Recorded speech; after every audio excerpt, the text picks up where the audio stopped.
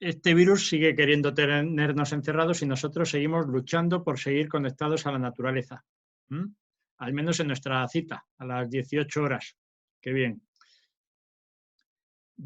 Viva esa primera línea de ataque que pronto nos liberarán para respirar el aire menos contaminado desde hace, pues no sé, 50 años, ¿no? Porque como ya no hay coches, hay menos industrias, pues bueno, alguna cosa buena se saca, ¿no? A pesar de la desgracia. ¿Qué tienes que decir en ese chat? A ver, caldeamos el fuego, ¿no? Bueno, pues hoy nos va a acompañar Felipe, un botánico de primer orden, que nos relatará un montón de cosas, entre otras, cómo fue la creación de esa app, que sé que tenéis muchos, y que se extendió rápidamente por su alta utilidad. Y todo esto aderezado con un poquito de educación ambiental, puesto que él y yo venimos de ese mundo, nos hemos desarrollado mucho en ese mundo. Por lo tanto, hoy también va a ser especial. No me cansa de dar gracias a los relatores, como siempre, y enhorabuena a todos los que estáis ahí al acercaros a esta lumbre. Hoy hay que vivir en presente historias naturales a través de esas grandes experiencias de nuestros relatores. Nuestro relator de hoy, Felipe Castilla, un amigo con el que aprendo un montón cada vez que salgo al campo. Además, hemos compartido unos 10 años de profesión, inaugurando y asentando el Arboreto Luis Ceballos, el Centro de Educación Ambiental, y otros centros de educación ambiental de la Comunidad de Madrid, con la empresa de Nature en la que estábamos, y bueno, y en proyectos internacionales, con una fundación que se creó, PESOS se llamaba. Él posee una capacidad de trabajo increíble y no hay dato que se le escape en su cuaderno de campo, es increíble. Los plasma los 1000 relatos vividos al detalle, da gusto. Estoy viendo a mi amiga Elda en pantalla. Hola, Elda. No sé si me oye. Bueno, seguimos. Entonces, él ya digo que nos va a hablar un ratito, nos va a presentar su relato, ahora vamos a descubrir sobre qué nos va a hablar. Y yo estoy en ascuas, entre comillas, y elevo con estas ascuas las llamas para ser todo oídos.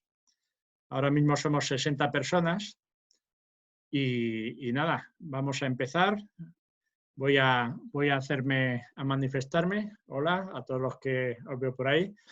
Venga, pues amigos, amigas, vamos a empezar, vamos a cumplir con el ritual. Supongo que se me ha oído todo bien. Y Felipe, amigo, te concedo la palabra a través del bastón de la palabra, mi rungo. Tienes el poder de los relatos. Cuéntanos cuáles son tus historias. Ahí te lo paso. ¿Vale? Muchas gracias, Juan. Uy, ha aparecido una lupa. Qué una bien. lupa para tomar nota de todas las cosas que veamos como buenos observadores que somos. Bueno, lo primero, dar las gracias a todos vosotros, ¿no?, por asistir a esta charla. Quiero que sea lo más amena posible y, bueno, mi intención es contaros un poco, como os ha comentado mi amigo Juan, un poco el bagaje que he tenido así un poco profesional, ¿no?, desde mis inicios hasta la edición o la elaboración de la guía esta de internet de Arbolab. Y quería luego terminar también con una parte, si nos da tiempo, del trabajo que estoy desarrollando ahora mismo en el Jardín Botánico a través del Nodo Nacional de Biodiversidad, GBIF por sus siglas en inglés, que veremos, digamos, más rápidamente al final, pero a mí me parece interesante, ¿no? Y había titulado a este fuego de campamento botánica, árboles, botánica y biodiversidad, ¿no? Porque de alguna manera están un poco relacionados todos en mi vida, ¿no? Insisto, muchas gracias por estar aquí, por atender este rato que intentamos pasarlo bien. Y bueno, pues voy a compartir la pantalla, Juan, contigo. Bueno, me encanta el nombre que ha puesto Juan a esta serie a esta iniciativa, ¿no?, de fuego de campamento, porque a mí me trae muy bonitos recuerdos, ¿no? yo he vivido esos fuegos de campamento porque he estado en un grupo scout desde pequeño, ¿no? Como algunos compañeros con los que he compartido este tipo de vivencias. Quería hablaros un poco, sobre todo de lo que es la huella, ¿no? La huella que ha marcado un poco ese bagaje de mi afición por la naturaleza.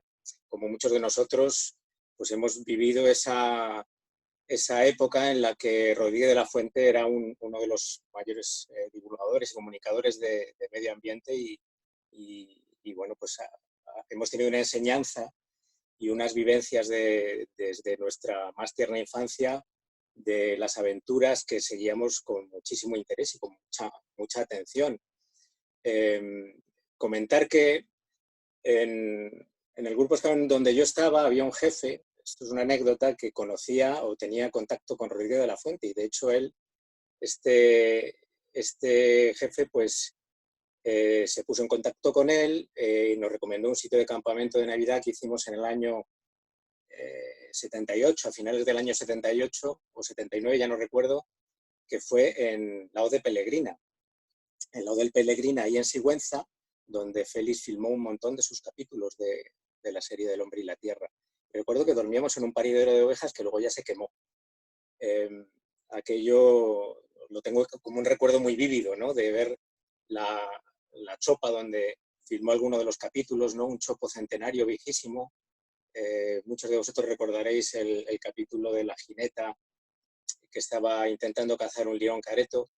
Y ese chopo ya también desapareció, desgraciadamente, pero estaba ahí pues muy cerquita de ese paridero de ovejas donde dormíamos en aquella ocasión. Esos inicios esos recuerdos y esos fuegos de campamento, bueno, aquí vemos una foto en la que aparecemos Juan y yo, arriba a la derecha, precisamente con el cura que, creo recordar, Juan, no estoy muy seguro, que fue el que casó a Rodrigo de la Fuente, y en ese momento nos están enseñando, en la iglesia donde se casó Rodrigo de la Fuente, nos estaba enseñando la partida de su matrimonio con Marcel Parmentier. Esto ya fue hace unos cuantos años que tuvimos esa oportunidad, ¿no? Porque, como decía, pues hemos sido un poco seguidores, ¿no? de este personaje. Hemos tenido también mucho la suerte de compartir cosas, ¿no? Pero una de las fundamentales ha sido el poder viajar, el tener la oportunidad de viajar, y para eso, bueno, pues yo me considero un afortunado. Yo no solo por el grupo Scout, que permitía hacer muchas actividades y campamentos. Ya luego, cuando fui monitor, recuerdo que una de las cosas que hacíamos era ir a buscar sitios de campamento. Cogíamos mapas topográficos y buscábamos los sitios que nos parecían en los mapas más interesantes, ¿no? Ermitas perdidas, valles, rincones, cascadas. En fin, eso también nos permitió mucho en aquella época conocer sitios de nuestro país, sobre todo, ¿no? Muy, muy interesantes. Y luego, pues también tener la inmensa suerte, ¿no? De haber trabajado en una empresa que es la que gestionó durante muchísimos años el Arboreto Luis Ceballos, que realizaba viajes de formación. Y de esos viajes de formación aprendimos también un montón, y además eran gratuitos. Era una forma de aprender, de tener una formación adicional a nuestros conocimientos. Y más tarde, con el tiempo, pues esta empresa pues, creó una fundación, la Fundación CESOS, en la que he trabajado con Juan durante unos años, y también pudimos realizar algunas tareas relacionadas con migraciones humanas y cambio climático. Aquella época fue realmente maravillosa, ¿no? De formación, de experiencias en países como Chile, como Paraguay, como Kenia, como Ruanda, como Mauritania también, ¿no? Entrevistando a la gente que estaba sufriendo en aquellos momentos ese inicio, cuando empezaba toda la vorágine esta de la mayor información sobre el cambio climático y lo que estaba sufriendo la gente precisamente en los países más desfavorecidos. Y por supuesto viajar también por placer, ¿no? Y por tener más conocimientos, ¿no? Que es una de las cosas más bonitas que se puede hacer, ¿no? Yo siempre recuerdo la historia de Julio Verne. Julio Verne escribió muchísimo sobre viajes, sabéis que fue un novelista francés. Él prácticamente no salió de su ciudad natal, de París, creo.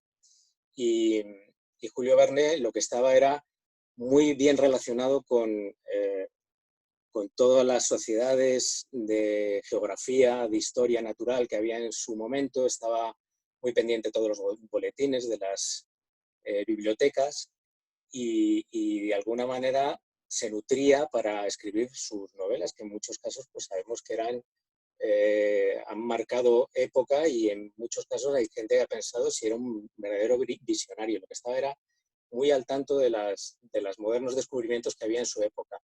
Él venía a decir algo así como que viajad todo lo que podáis, y si no podéis, viajad.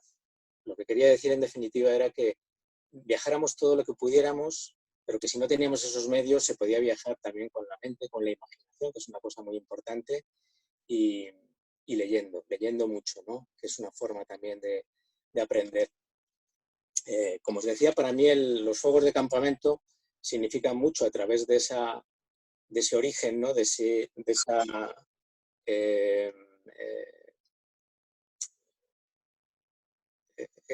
conocimiento, ¿no?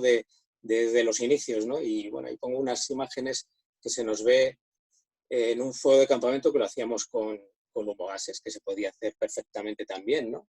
Y otras imágenes también de algunas escenas que hemos vivido a través de la fundación, ¿no? De gente que hacía fuego a partir, frotando ramas, ¿no? Y sin cerillas, ni mechero, ni nada especial.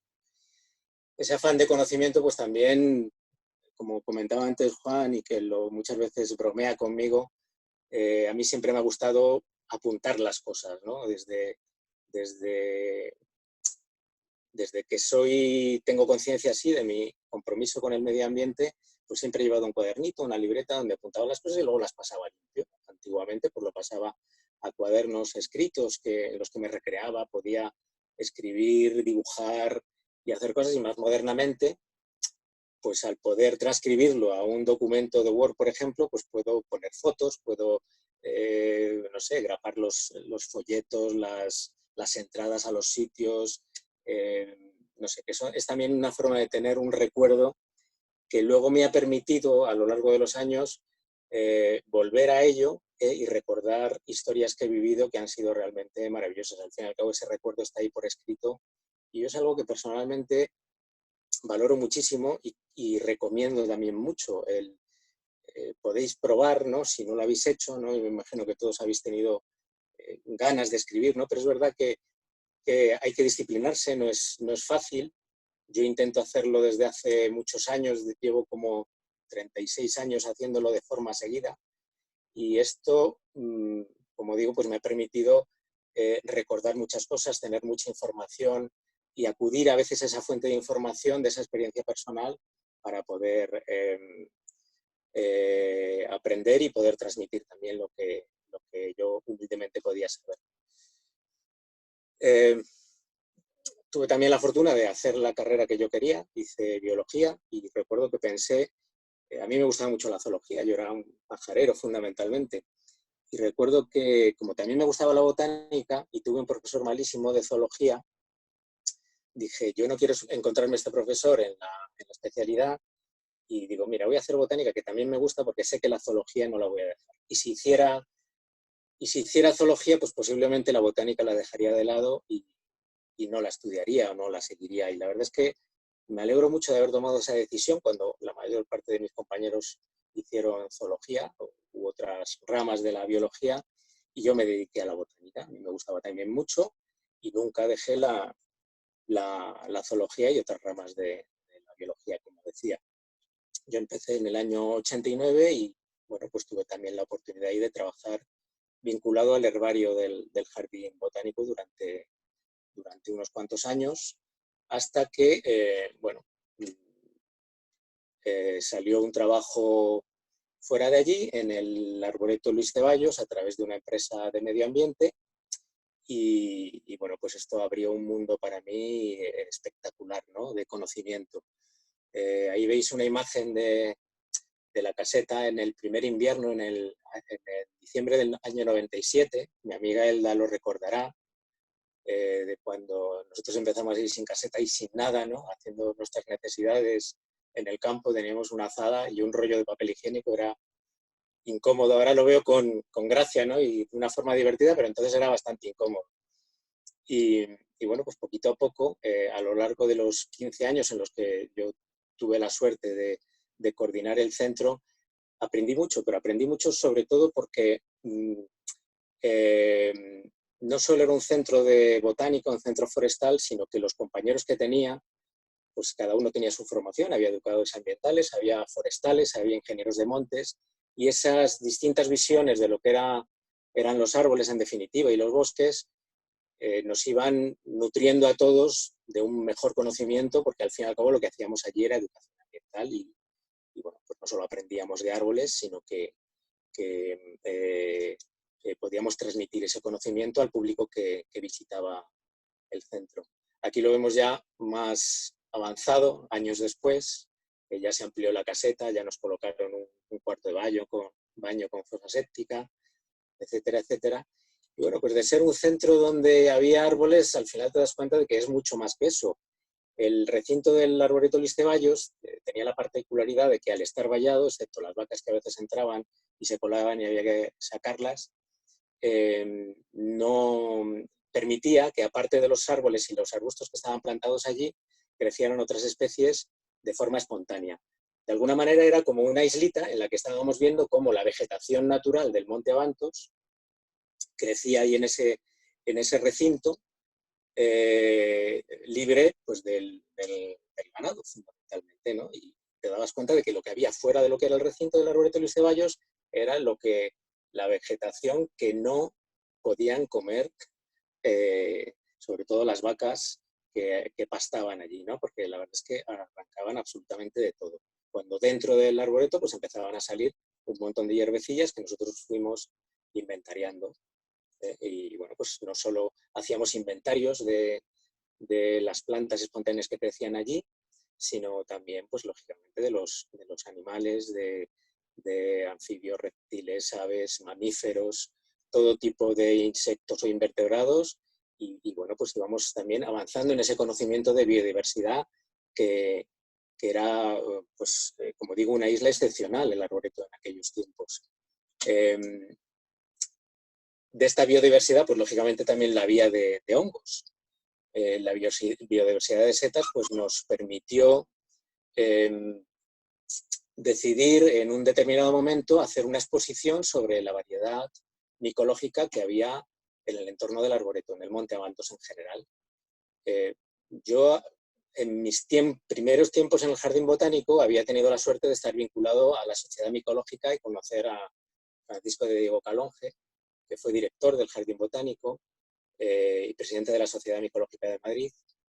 Y el hombre pues se ofreció, el primer año que realizamos en Exposetas, que fue en el año 2000, se ofreció a dar una charla y hacer una visita guiada y enseñarnos las setas del monte. Siguió participando distintos años, Francisco Diego Calonge, y bueno, pues con él aprendimos mucho, igual que con otros especialistas, y bueno, pues fuimos también completando ese catálogo de hongos que había en el Monte Abantos y haciendo más inventario, ¿no? Más biodiversidad. Hasta que llegó un punto en que la promoción del propio centro supuso que, gracias al consejo de un jardinero amigo nuestro también, estupendo, nos dijo, oye, Felipe, ¿por qué no metéis el arboreto como si fuera un museo vivo de especies forestales? Nos parece una idea tan peculiar y magnífica que lo propusimos a la Consejería de Medio Ambiente y bueno, pues aceptaron. Resultó que en aquellos momentos se celebraba la exposición de Shanghái, la Expo Universal en Shanghái, y cuando nos quisimos dar cuenta, nuestra directora técnica y gran amiga nuestra, Elda Carmona, que está presente en esta conferencia, y yo pues nos fuimos allí a China a presentar un centro de educación ambiental de un lugar chiquitito en el Monte Abantos en Madrid. Bueno, fue una experiencia magnífica. La verdad es que ahora nos reímos muchísimo y recordamos aquellos tiempos de la China sin el coronavirus. Y bueno, pues ella presentó estupendamente a un foro de incrédulos asistentes, en su mayoría, lógicamente, chinos, lo que hacíamos en el Arboreto Luis Ceballos, las tareas que hacíamos, incluso como veis ahí en la imagen, los cuadernos que habíamos publicado hasta el momento, uno de ellos el cuaderno de hongos. Quería también hacer un pequeño homenaje a dos personas que han significado mucho en este centro durante los años que estuvimos trabajando. Una es al propio Francisco de Calonge, Paco Calonge, gran amigo, como digo, que falleció hace poco más de un año. Y bueno, pues a él le dedicamos el cuaderno de hongos del Arboreto y tenemos un recuerdo muy especial de todo lo que nos ayudó en sus inicios con Esposetas. Y bueno, veis en la imagen de la izquierda a Rafa Ceballos, hijo de Luis Ceballos, que es una de las personas, un ingeniero de montes que nos echó una mano, nos ayudó, sobre todo a los compañeros que quedaron luego, a Gabriel, a Mario, todos los compañeros que quedaron allí, a hacer actividades y animar mucho lo que era el propio Centro de Educación Ambiental. El pobre el pobre Rafa, pues desgraciadamente ha fallecido precisamente por esta enfermedad que también está asolando, ¿no? Y bueno, quería también hacer un pequeño homenaje a Rafa Ceballos, que se nos ha ido recientemente.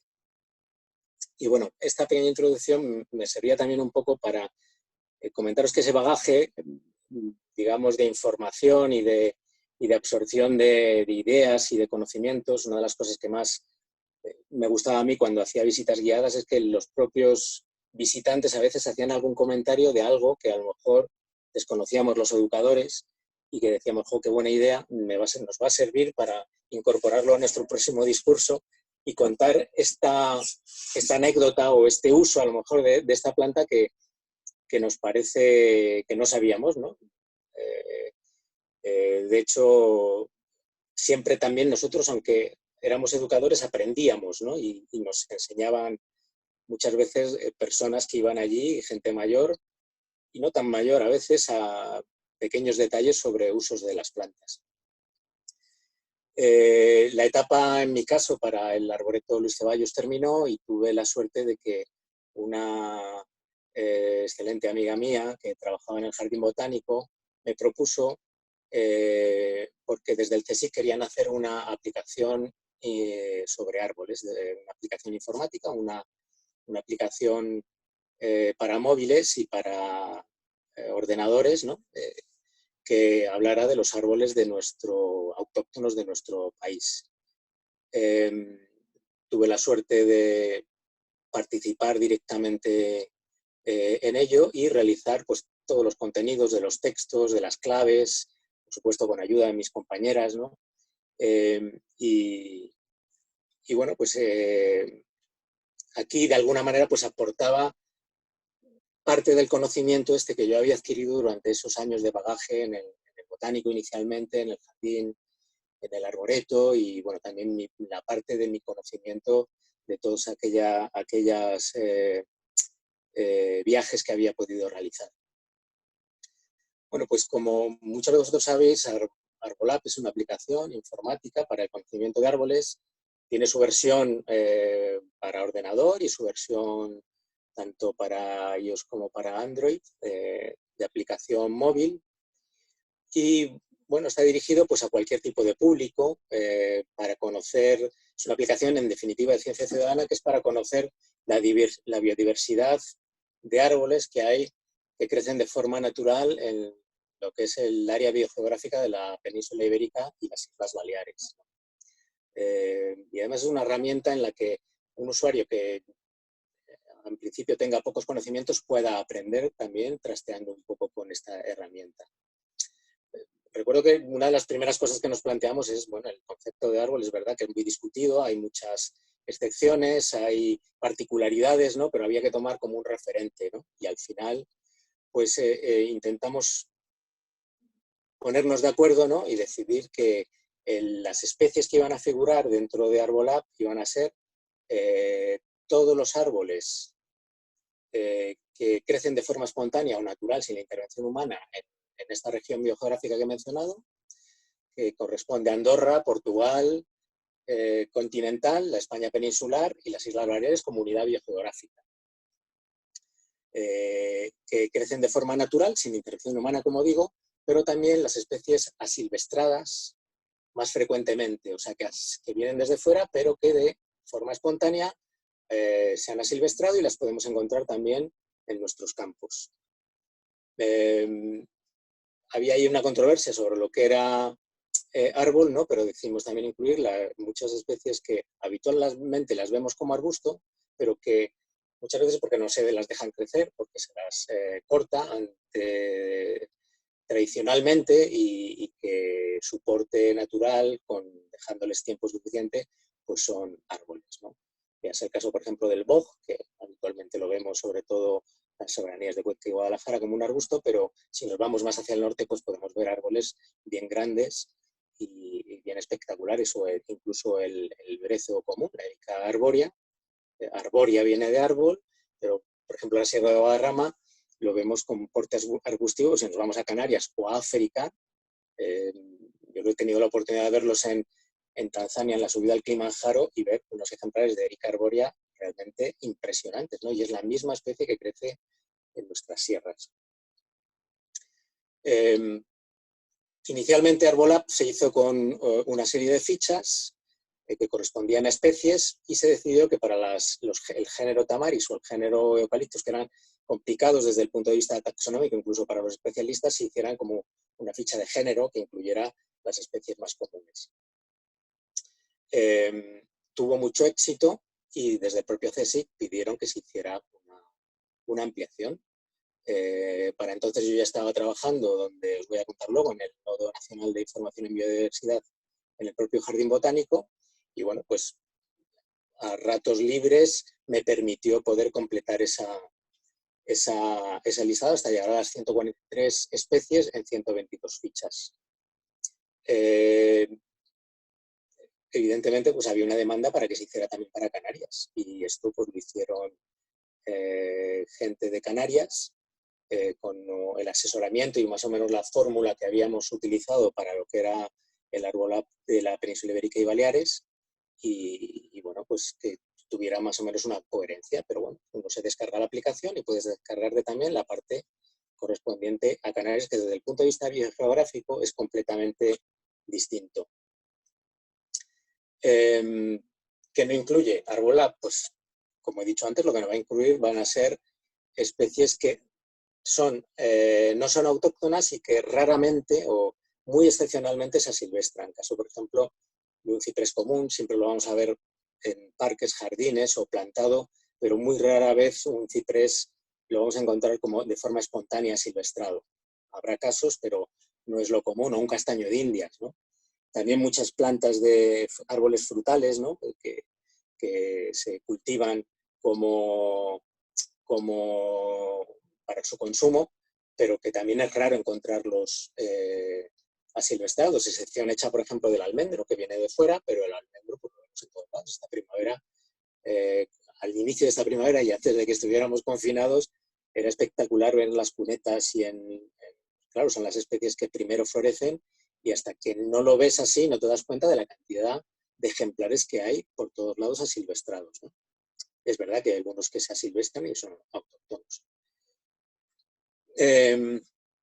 Bueno, no quiero abundar mucho aquí para no alargarme. Esto es trastear un poco con lo que es la aplicación, y quería comentaros un poco cómo se estructuró, ¿no? Que a mí me parece interesante también. Bueno, pues lógicamente pues tenía que haber una parte sistemática. En lo que nos hemos basado es fundamentalmente en la flora ibérica, que es una obra que se viene haciendo desde 1986 en el Jardín Botánico y todavía no está terminada. Inicialmente se iban a hacer en 8 volúmenes y ya van a ser 21, con volúmenes dobles incluso, o triples, de la cantidad de información que se ha ido viendo que ha habido a lo largo del tiempo. Un nombre científico acoplado a ese criterio, fundamentalmente. Los nombres comunes, que serían los vernáculos más habituales que hay en las distintas lenguas del Estado español, ¿no? En castellano, en catalán, en euskera y en gallego, las lenguas oficiales. Una descripción, que eso, pues inevitablemente, pues tienes que hacer una descripción, una ecología, ¿no? Cuál es la ecología de esa especie, cómo se distribuye, su distribución sería la distribución natural de la especie o asilvestrada. Y luego una cosa que a mí personalmente me parecía muy interesante y muy importante es el hacer, poner información de usos, de etimología, de folclore, de literatura. En realidad es lo que yo siempre pensaba que era algo que podía demandar más el público en general, ¿no? Porque al fin y al cabo una descripción de un árbol o foto que lo puedes ver en cualquier lugar, pero es verdad que la información como más de curiosidad es la que puede suscitar más interés. Y yo, aparte de los conocimientos que podía haber ido incluyendo allí, desde hace muchísimos años que cualquier libro que cae en mis manos y leo, si veo una cita o una referencia a un árbol, lo pasaba a una base de datos de esa parte friki que comentaba Juan al principio, ¿no? De que lo apuntaba todo. Bueno, pues una de las cosas era trasladar o transcribir una información relacionada con un árbol a una base de datos. Y bueno, cuando me quise dar cuenta, pues tenía 1000 y pico referencias literarias de lo que había leído o de incluso, en algunos casos no eran cosas leídas, sino cosas vistas a lo mejor en una exposición o en algún museo. Y eso pues también me permitió poder incorporar algo que me parecía muy bonito, que era la parte esta que decía antes de dichos, refranes o la parte literaria, ¿no? Asociada a los árboles. E incluso he tenido la suerte en los últimos años de hacer una visita específica literaria basada en Arbolab durante el Día del Libro, programada ahí en el Jardín Botánico, cosa que particularmente pues, me ha hecho una ilusión especial, ¿no? Poder participar con esa parte de conocimiento que a veces pasa desapercibido. Bueno, aquí veis una ficha típica, sería en este caso del alcornoque. Recuerdo perfectamente cuándo y dónde he hecho la foto de las especies que aparecen allí. Y bueno, esto es de una finca de Toledo, espectacular, ¿no? Una finca ganadera que tiene unos ejemplares de alcornoque maravillosos. Con su descripción, como decía, la ecología, la distribución. Y en esa parte de información, lo que comentaba antes, donde intenté explayarme más para meter información que pudiera suscitar ese interés. Aparte de lo que es la descripción de las fichas del árbol, hay dos tipos de búsqueda, una búsqueda abierta y una búsqueda guiada, ¿no? Fijaos que, por ejemplo, en el caso de este haya, de la ficha del haya, tuve que hacer 2 o 3 fotos, no recuerdo, 2 o 3 fotos porque era un ejemplar impresionante en un Picos de Europa y tenía un sotobosque ahí de aguileñas impresionante, muy bonito, y luego bueno, pues se pudo componer esa foto y hacer una imagen pues bastante bonita, ¿no? En este caso. Bueno, la búsqueda guiada es la típica, típica de las claves dicotómicas, que pueden tener más de 2 entradas, lo normal son 2, pero pueden tener 2, 3 o 4, como en este caso el principio, y uno va avanzando a medida que va discriminando las distintas opciones que se van ofreciendo en Arbolab. Y a medida que vamos avanzando, el número de esas 143 especies pues va reduciéndose para que veamos las que van quedando de nuestra selección. Y en la búsqueda abierta, pues tenemos distintas opciones en las que seleccionamos pues, la más cercana. Estamos en la península ibérica y sabemos a la provincia que estamos, ya le damos a la provincia. Por ejemplo, Madrid, y ya sabemos que de las 122 fichas de árboles nos pasamos a solo 111. O sea que hay unas pocas que no aparecen de forma natural en la Comunidad de Madrid. Y vamos reduciendo también esa cifra hasta aproximarnos a esa especie. Aparte de eso, se hizo un esfuerzo grande sobre un glosario, porque evidentemente había que hacer una descripción que en muchos casos, o sea, la verdad es que mi experiencia en el arboreto pues, me había permitido también tener un cierto conocimiento sobre el lenguaje. Yo también tuve la oportunidad de ser profesor interino de Ciencias Naturales durante un tiempo y esa experiencia en la docencia me sirvió pues también para adaptar lo mejor posible a que el lenguaje y los contenidos de Arbolab fueran lo más asequibles posible a un espectro de público amplio. Y era inevitable aún así que hubiera palabras que había que definir porque podían ser más complicadas para un usuario no avesado, no acostumbrado al lenguaje botánico, pero en cualquier parte del texto, en cualquier ficha, esas palabras aparecen destacadas y uno no tiene más que pasar el dedo o el ratón y te aparecen desplegable con el nombre de la descripción de esa palabra, ¿no? Ese glosario, ¿no? Incluso, bueno, uno puede acudir directamente también al glosario en línea. Y luego se hizo también un esfuerzo para hablar un poco el contexto natural de biodiversidad que hay de árboles y bosques en este territorio, ¿no? Que hay en la península ibérica y las Islas Baleares, ¿no? Con bastante información asociada que también podemos encontrar en la aplicación. Arbolab, la verdad es que tuvo una acogida tremenda y siguió teniendo bastante éxito de cara al CSIC, y no solo se hizo esa ampliación, sino que nos pidieron, con una financiación que hubo posterior, hacer unas unidades didácticas para los docentes. Y bueno, pues esto era una cosa también complicada, y aquí bueno, pues tuve la colaboración de otra compañera extraordinaria del jardín, Elena Amat, que entre los dos ya hicimos estas unidades didácticas, 5 unidades didácticas desarrolladas que podemos descargarlas y que también sirven para el uso en los colegios y en cualquier otro ámbito educativo. Felipe. Sí, Juan.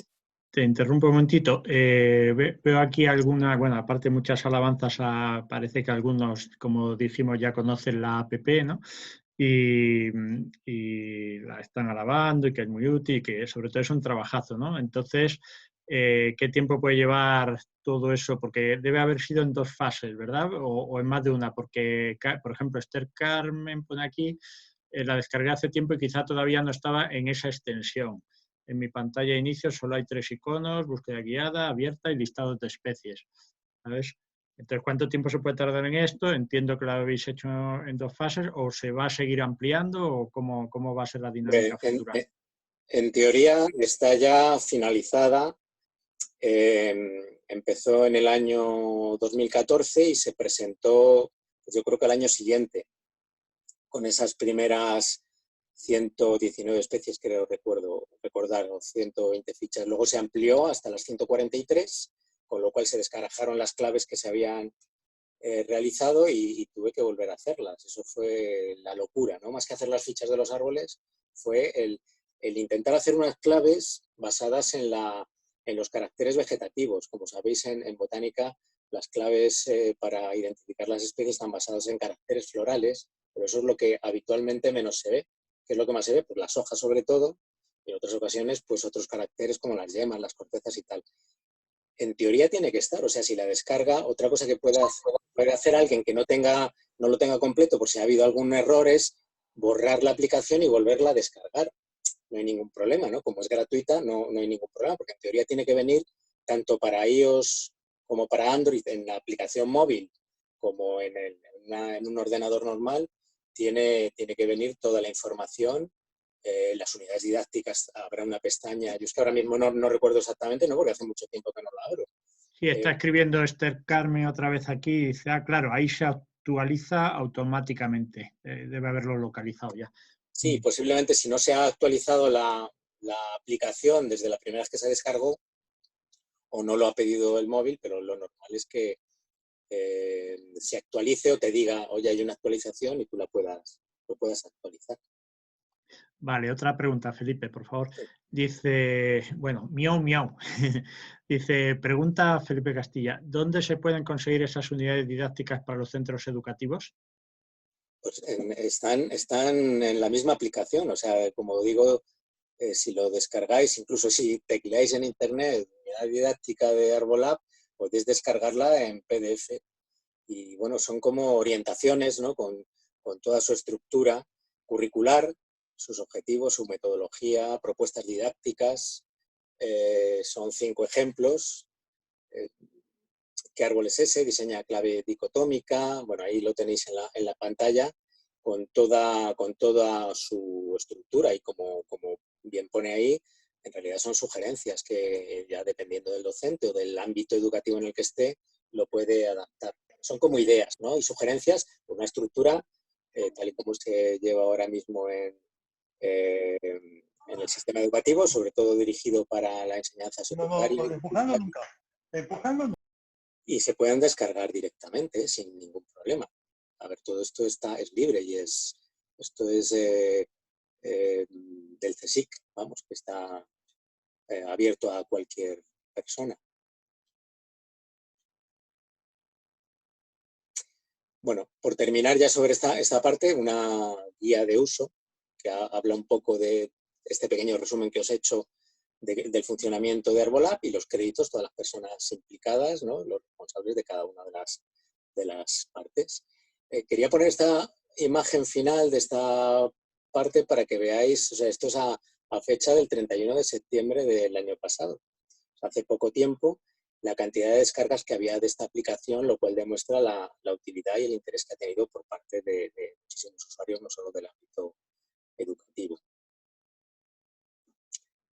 Sí, yo creo que, Juan, aquí podemos hacer una pausa, porque la segunda parte va a ser como un poquitín más corta, Sí, y atender bueno, a más preguntas. sí, a ver si surgen. En principio las que te he hecho estaban. Después pregunta José Antonio cuántos años se tardó en hacer el arboreto, Luis Ceballos. Ah, y Elda, le debe conocer que Elda está por aquí, por si quiere manifestarse, puede poner el micrófono y salir en imagen. ¿Cuántos años estuvo por allí? No sé quién será José Antonio, que debe conocer a Elda. La primera pregunta, Felipe, ¿cuántos años se tardó en hacer el arboreto? Pues... Bueno, a ver, el arboreto, la idea por parte de los ingenieros de montes en su momento era celebrar el centenario del nacimiento de Luis Ceballos. Él nació en 1896 y la idea era en 1996 inaugurar y dedicarle este centro a este insigne ingeniero de montes que influyó mucho en la política forestal que se ha hecho. Otra cosa es que se desvirtuara después, ¿no?, por otros temas ya más económicos o lo que fuera. Y lo que ocurrió es que, pues como muchas cosas en este país, que van lentas, ¿no? Y se inauguró en 1996, pero no se abrió al público porque faltaban todavía muchas cosas por terminar, vallas, caminos. Realmente al público se abrió en 1997, o sea, un año después. O sea, hubo como otro año hasta que se terminaron caminos de acceso, ¿no? Eso está, que lo conozcáis, veáis que hay una tarea enorme, ¿no?, de construcción, de caminitos de piedra, intentando que estuvieran integrados en lo que era el entorno ahí del Monte Abantos, de los vallados, de los distintos rincones, ¿no? En principio pues era un recinto más pequeño que con el tiempo se fue ampliando.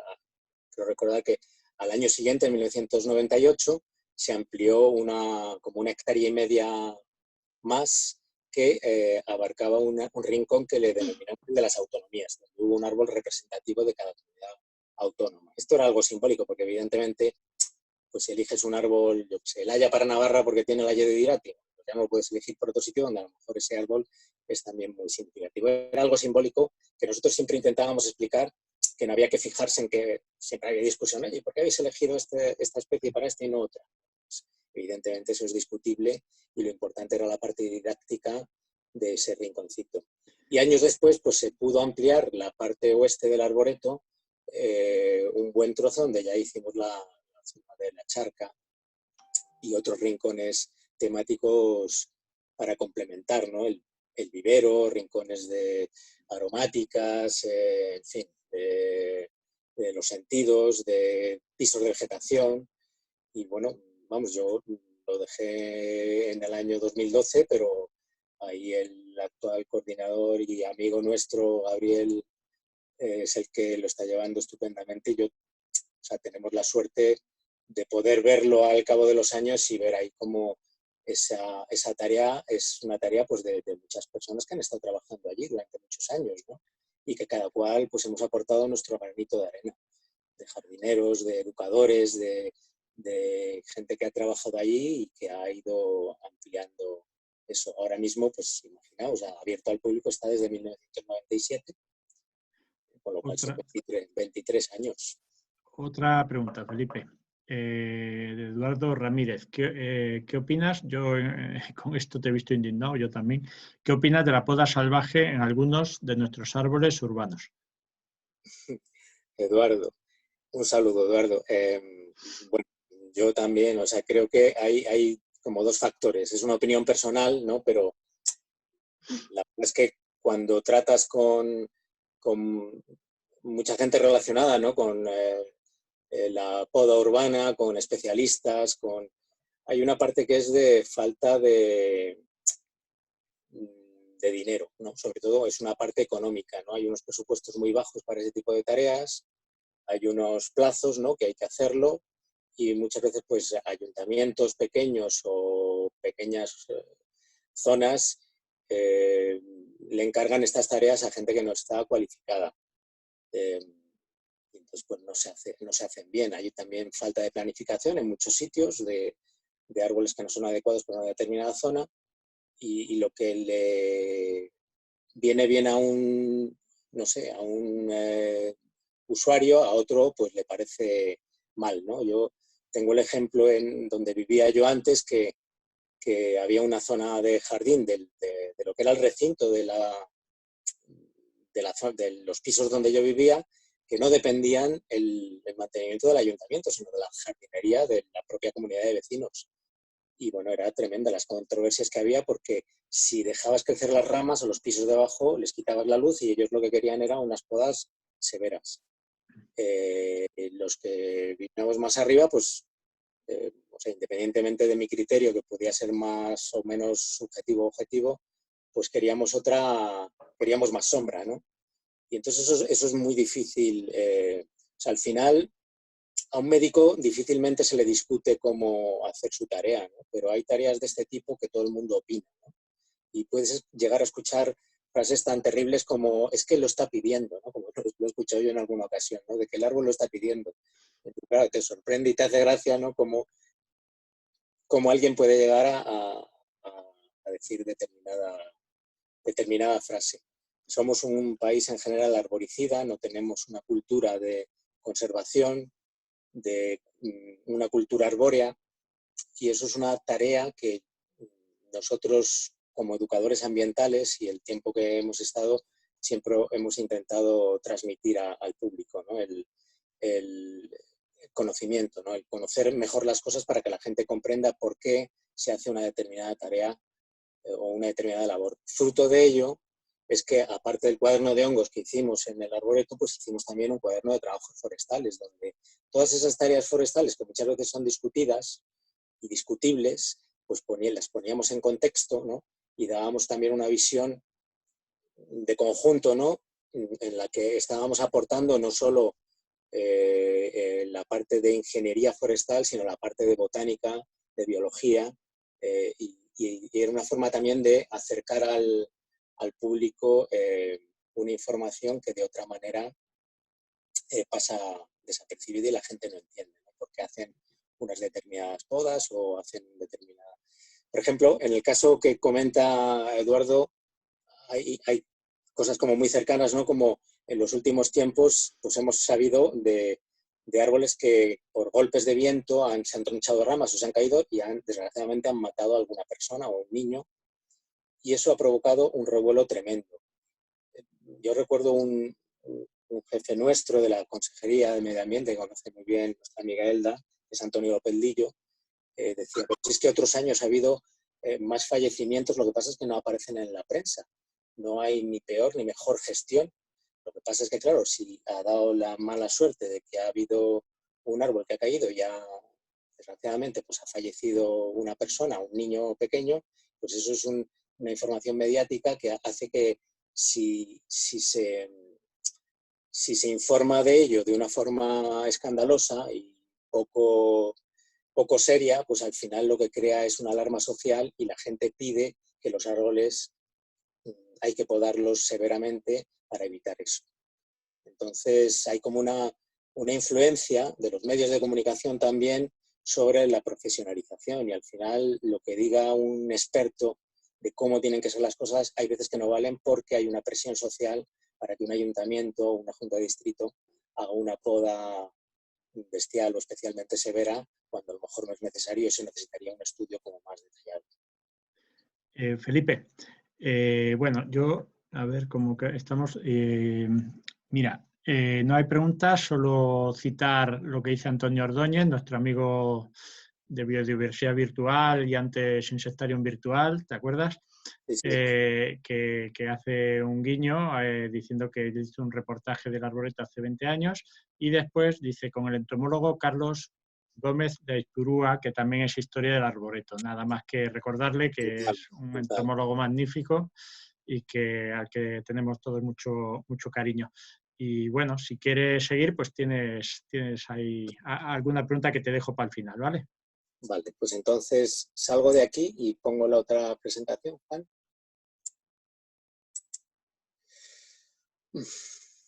Sí, perdona, que me había quitado el micrófono, sí.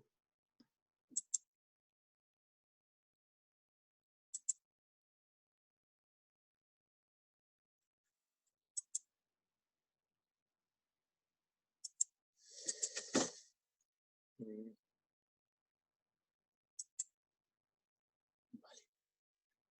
Pues entonces esta presentación la cierro.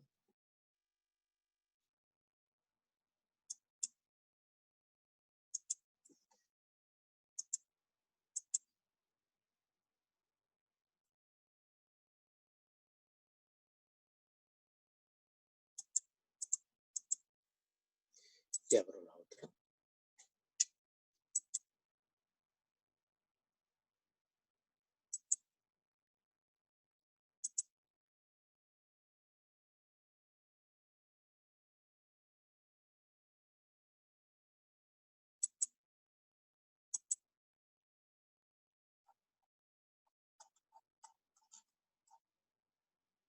¿Se ve bien, Juan?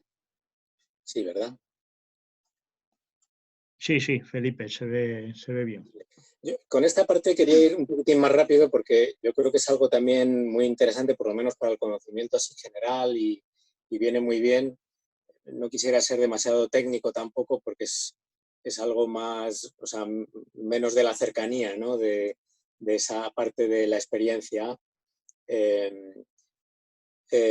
Bueno, quería hablaros del trabajo que desarrollo ahora directamente en el Real Jardín Botánico, que es a través de un nodo de biodiversidad, y os explico un poco lo que es esta infraestructura, que es GBIF. Ahí os he puesto un pequeño resumen, cómo se trabaja en España, el tipo de datos que se publican y cómo se accede a la información, para finalizar con lo que es la parte de ciencia ciudadana. Bueno, GBIF o GBIF viene de las siglas en inglés, Global Biodiversity Information Facility, que es como una infraestructura mundial de biodiversidad, es la más grande que hay en el mundo actualmente, en la que están implicados muchísimos países, ¿no? Con muchos compromisos, ¿no? Es la mayor red, como veis allí en la imagen, de datos de biodiversidad del mundo, y el objetivo fundamental es hacer disponible toda esa información de biodiversidad que hay a cualquier persona que la quiera utilizar para el uso que lo desee, pero fundamentalmente pues para, en caso de gestores, para hacer gestión, para hacer educación, para hacer planificación y para hacer prevención también. De manera que también apoya a la investigación científica, toda esa información. Y esta infraestructura, bueno, vienen de los acuerdos europeos en inicio, pero están implicados ahora mismo más de 59 países de todo el mundo. En España está funcionando desde el año 2003. Aquí tenéis una imagen de la red en todo el mundo. España es un país participante y además uno de los promotores de esta infraestructura, o sea, desde sus inicios. Y veis ahí una serie de cifras. Ahora mismo esta red internacional dispone de más de 1.300 millones de registros de biodiversidad en línea. ¿Qué quiere decir esto? 1.300 millones es muchísimo. Bueno, pues cada uno de esos, desde esos 1.300 millones de registros en línea, corresponde a un nombre científico asociado a una localización, a una descripción, unos metadatos asociados, una descripción de esa especie, una fecha cuando ha sido tomada esa información, que están disponibles para cualquier persona que los quiera descargar o usar o utilizar para cualquier uso. Como digo, hay más de 59 países participantes, un montón de asociaciones no gubernamentales, y bueno, pues los principios en los que se basa es que las entidades participantes, ¿qué son? Bueno, pues hay por un lado administraciones públicas, como por ejemplo el gobierno de la Generalitat de Valenciana o catalana, pues tienen sus inventarios de biodiversidad y vierten esta información a esta red internacional. Eso es como la parte administrativa. También hay una parte como educativa, universitaria, ¿no? Donde, no sé, ponemos el ejemplo más típico, que es el propio Jardín Botánico de Madrid, que tiene pues más de 500.000 de pliegos de herbario que están informatizados y están toda la información que tienen esos pliegos, de todos los que se han cogido durante tantos años, están informatizados y están en línea y se puede ver toda esa información. No es solo basados en ejemplares físicos, ¿no? Como puede ser un pliego de herbario o un bote que tenga o una colección a lo mejor de insectos o de invertebrados o de animales disecados, ¿no? Que es físico, sino también inventariados. Por ejemplo, el mayor proveedor de datos de biodiversidad es de Ciencia Ciudadana y es la propia Sociedad Española de Ornitología, que tiene más de 9 millones de registros de sus usuarios. Todo eso está también filtrado y purgado, ¿no? Ellos son los dueños de esa información y son los que, al fin y al cabo, en cualquier momento pueden restringir parte de esa información porque consideren que sea sensible. Caso, por ejemplo, de especies que estén en peligro de extinción, y a lo mejor la localización geográfica se amplía para que quede difuminada y nadie pueda localizar a lo mejor de una forma muy concreta ese nido o esa localización de esa especie, ¿no? Por supuesto, colaborar para que la información esté siempre coordinada y las iniciativas que haya pues tengan una sinergia y no se pisen las unas a las otras, sino que se apoyen y que puedan mejorar esa accesibilidad, ¿no? Y sobre una arquitectura informática global y común. Imaginaos que hay información de biodiversidad que tiene, pues no sé, una persona que ha hecho un inventario y lo ha hecho en Word, o un investigador que lo tiene en una tabla de Excel, el otro lo tiene en una tabla de Access. Todo eso, esa información hay que uniformizarla en una estructura que sea común y que sea legible para cualquier usuario en cualquier lugar del mundo. Y en eso también trabaja esta infraestructura. Como os decía, esto nació en el año 2003, había unos acuerdos en el que España se comprometió a establecer una sede para nuestro país, un nodo, ¿no? Un nodo nacional, y aportar una financiación que mantuviera ese nodo. La Secretaría Técnica está en Copenhague y, bueno, pues digamos que es la que coordina todos los nodos de todos los países y asociaciones no gubernamentales que están implicadas en esta red mundial de biodiversidad. En España está financiado por el actual ahora Ministerio de Ciencia e Innovación, que lo gestiona a través del CSIC, y la sede ahora mismo está en el Real Jardín Botánico, aunque parece que nos van a cambiar de sede por lo que han dicho, pero bueno, desde el inicio está en el Real Jardín Botánico, como podía estar en cualquier otro centro del CSIC. Que en realidad, ¿qué es lo que se hace desde GBIF? Bueno, pues como decía, es estandarizar toda esa información que viene de lugares diversos, publicar esos datos en línea para que cualquiera lo pueda ver, lo pueda visualizar, consultar, descargarse los datos. Hay un registro también de colecciones, que eso, en el caso de España particularmente lo llevo yo, que son fichas de asociaciones y entidades con sus colecciones diversas, ¿no? Que viene con toda la información, personas de contacto, la descripción de esa colección o de esa institución colaboradora, las colecciones y subcolecciones que tienen vertidas a esta red, etcétera, etcétera. Hacemos también tareas de divulgación, de formación, se desarrollan también herramientas informáticas para facilitar la corrección de esa información, hacemos un soporte a los usuarios a través de teléfono, de correo electrónico, incluso presencialmente, cursos formativos, talleres hacemos a lo largo del año. Y bueno, pues en mi caso, aparte de otras cosillas, yo estoy encargado de la parte de ciencia ciudadana. Esta información, ¿dónde la podemos consultar? Bueno, pues hay un portal internacional que alberga esos más de 1.300 millones de registros que lo podemos consultar ahí para todo el mundo.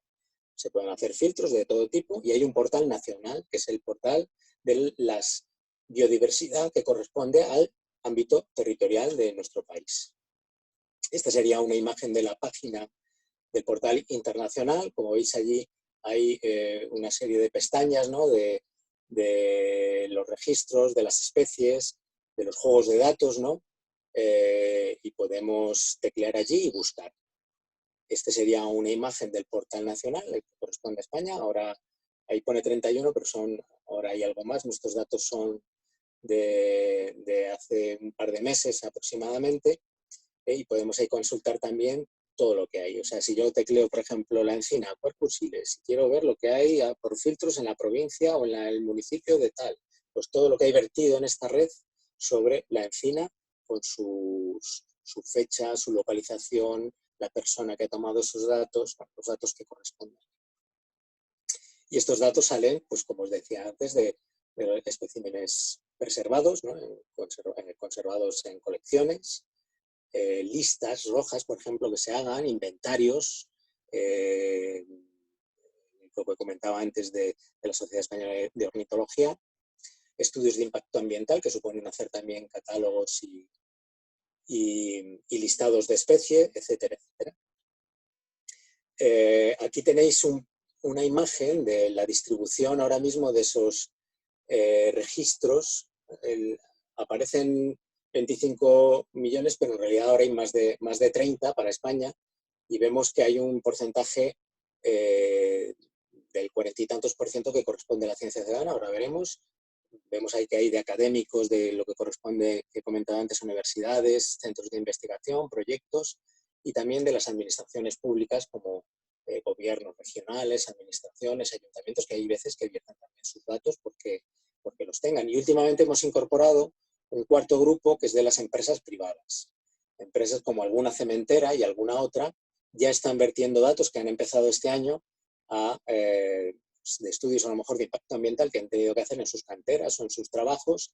Y bueno, pues a mí me parece estupendo que una empresa privada también pueda mostrar ciertos datos públicos y verterlos para que en esta infraestructura la gente pueda consultar esa información de biodiversidad.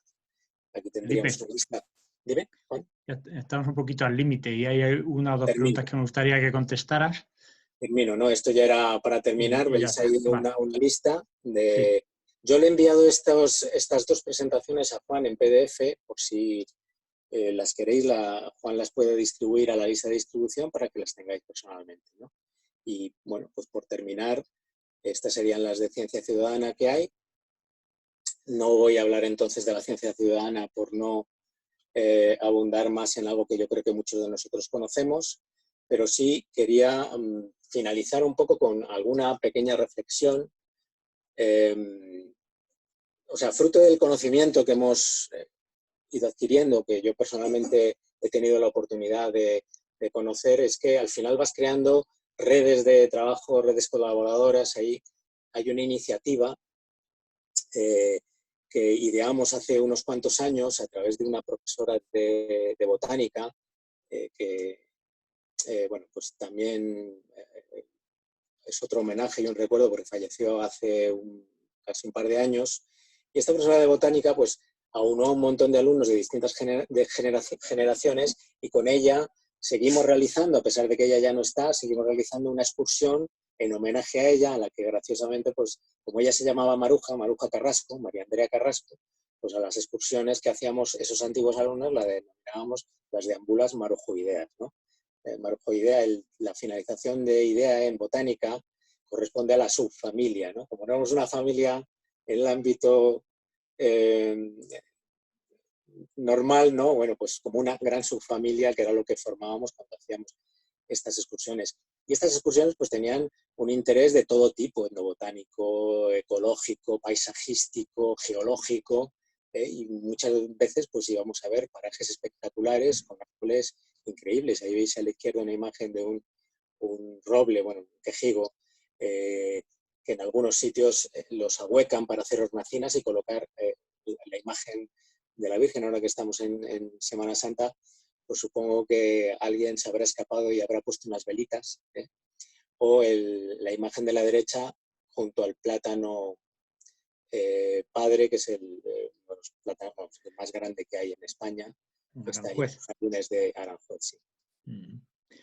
Fenómeno. Y una pequeña llamada de atención final, ¿no? Que es a la atención, no de atención, sino que yo animo muchas veces a la imaginación. O sea, pongo estas imágenes de árboles que nos sugieren como caras, ¿verdad? Como vemos un aliso, una sabina albar y un castaño, ¿no? Que parece ahí como un monstruo.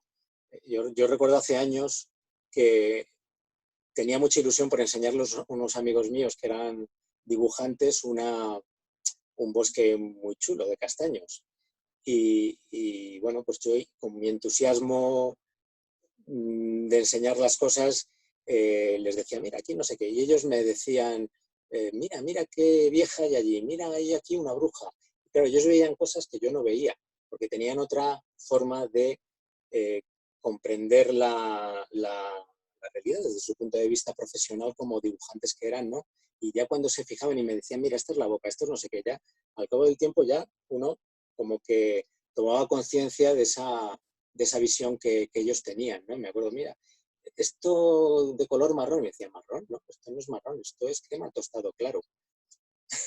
Así de los matices de colores que tenían, ¿no? Bueno, pues mira, es una forma también de que al final yo creo que lo bonito es integrar los conocimientos en general de muchos ámbitos para tener una visión más completa y disfrutar muchísimo más de la naturaleza, de la biodiversidad, de los árboles en particular, de la botánica en general y muchas veces fijarnos en las cosas pequeñas, ¿no? En un simple líquen, pues a lo mejor nos dice muchísimo más que otras cosas que están ahí como más lejanas y no tan al alcance, ¿no?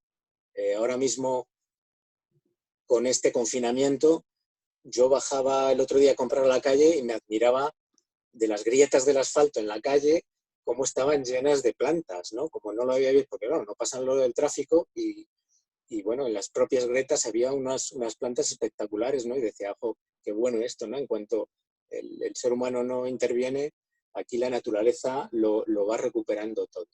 Bueno, pues eso, el fijarnos mucho, hacer las cosas con el corazón, transmitir entusiasmo, yo creo que es una de las cosas más bonitas que uno puede hacer como persona en general, ¿no? Pero también como educador, el hacer que creer, sobre todo creer a lo que uno se dedica y en lo que hace, ¿no? Y yo, afortunadamente, a pesar de los años y de los avatares, pues seguimos con mi entorno, con mi gente, seguimos creyendo en lo que hacemos y eso es lo que también hace que sigamos viviendo con alegría el entusiasmo a pesar de las dificultades como la que tenemos. Pues esa es la idea de Fuego de Campamento, ahí lo tenemos. No desconectarnos de la naturaleza a pesar de estar encerrados y bueno, esos árboles de cuento que has puesto pues vienen también muy a colación con el guiño que haré para la próxima semana. Una de las personas que viene es una cuentacuentos a la que también conoce Felipe, que nos hizo delicias en el arboreto, ¿no? Vale, Felipe, mira, tenías, no sé si te lo dije a ti, creo que sí, ¿había un libro o algo que quisieras recomendar?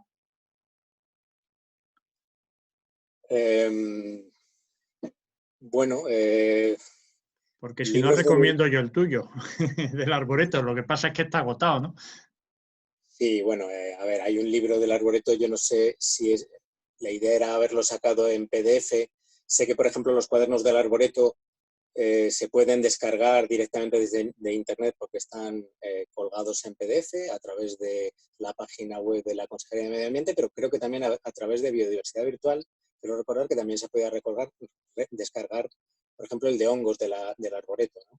Que es un cuaderno que hicimos con mucho cariño después de muchos años de trabajo y que, bueno, pues es gratuito, ¿no? Aprovechar también esas cosas gratuitas, los centros de educación ambiental que tienen un servicio gratuito. El Centro Nacional de Educación Ambiental, el CENEAN, ahí en Balsaín, en Segovia, tienen un programa de actividades gratuitas que también merece la pena aprovechar para ese conocimiento. O sea, es que el disfrute de la naturaleza es barato si queremos, ¿no?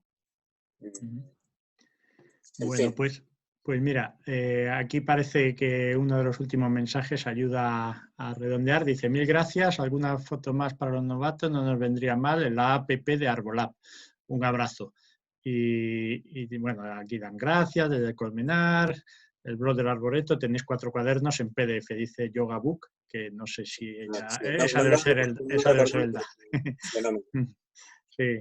Bueno, pues ha sido genial, Felipe. Juan, yo quiero darte las gracias a ti en particular por esta iniciativa que me parece fantástica. Creo que es no solo muy bonita, sino que además muy útil. Y bueno, a ver, como amigo, yo te lo agradezco, pero sabes también que te lo digo con un especial cariño porque, no sé, me ha encantado participar y espero que esto, mientras dure este confinamiento, lo podamos disfrutar todos estos días. Muchas gracias, Juan. Pues a ti, Felipe, vamos a estar todos los días que podamos, mientras nos lo permita también la tecnología. Y bueno, ya para finalizar, solo hacer un guiño a lo de la próxima semana. Está casi conseguido lo del cuentacuentos, porque ya que estamos contando relatos, hay una persona que nos va a dar algunos consejillos y puede ser que algún cuento.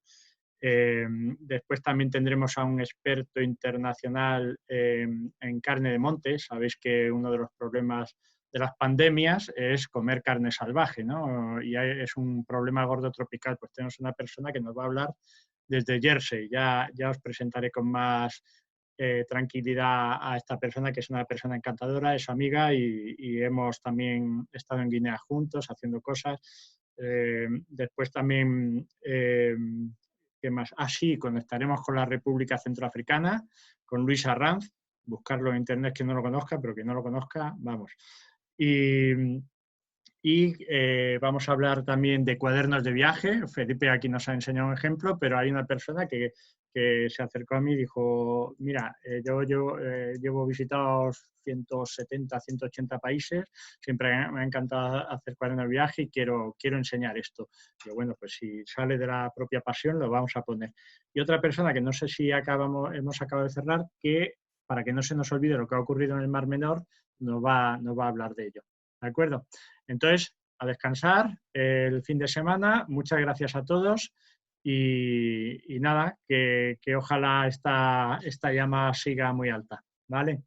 Venga, pues un abrazo. Se me olvidaba, ya voy a empezar a colgar poco a poco los vídeos para los que os hayáis perdido de la primera semana y bueno, estad atentos. De todas formas, avisaré, ¿de acuerdo? Bueno, adiós a todo el mundo. Adiós, Elda, que te estoy viendo por ahí. Adiós, Felipe. Y adiós, amigos. Gracias por la colaboración, a los que estáis ahí siempre. Venga, gracias. Chao.